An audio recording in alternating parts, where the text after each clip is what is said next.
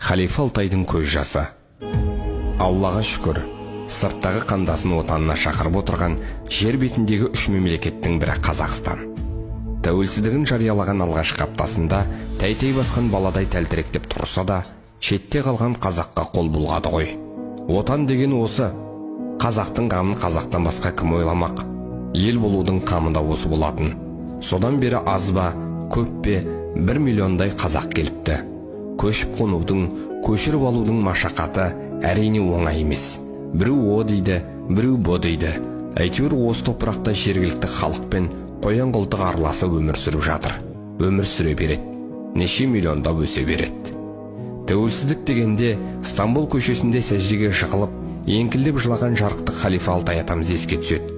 Қытайға бодан болмаймыз деп, Алтайдан ауып, Гималай асып, шөл кезіп, арып-аршып, қырылып жойылып, Түркияға табан тіреген ғой. Сол кісі 1991 жылы желтоқсан айының ортасында Стамбул көшесінде келе жатып, көпшілік радиодан "Бүгін қазақ елі тәуелсіздік алды, жер бетінде Қазақстан деген мемлекет пайда болды" деп саңқ еткен дауысты естиді. Естиді де егіліп жылайды. Сол тұрған жерінде құбыланы тауып алып, сәждеге кетеді.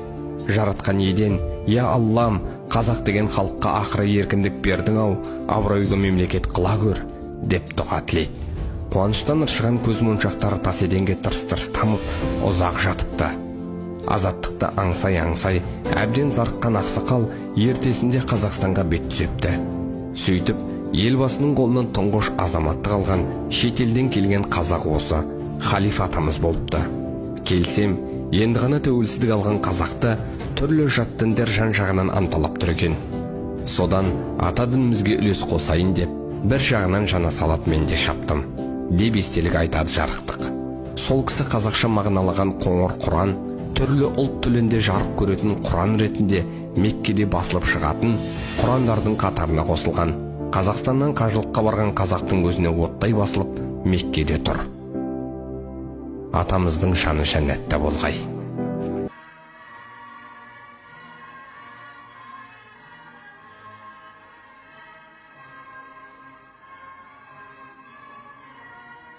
Қадірменді қауым, алыстан келген ағайын, баршаңызға туған жерге қош келдіңіздер деймін.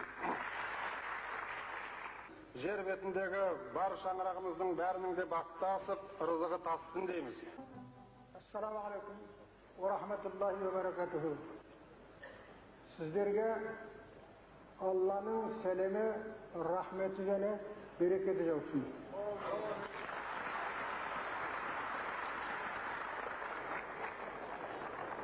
Қадірменді, әрине туған жерден қол үзіп, ана ватаннан айырылып, ұзақта жүрген адамның қашанда көңілі қаяулы болады.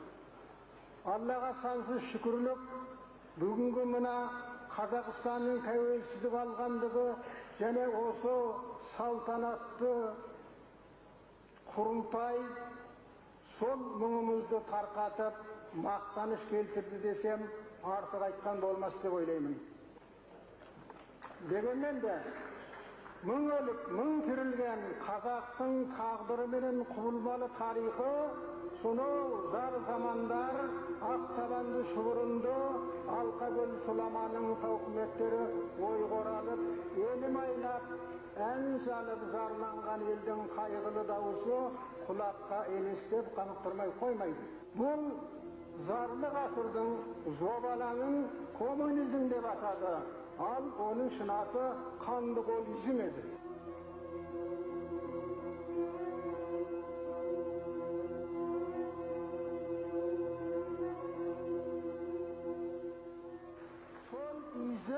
Халықтың, соның ішінде қазақтың да даласынан малын, дастарқаннан дәмін, аузынан иманын тонап, дінді жоюға тырысты, бірақ халықтың жүрегіндегі дінге деген ықыласын жоя алмаған көрдім.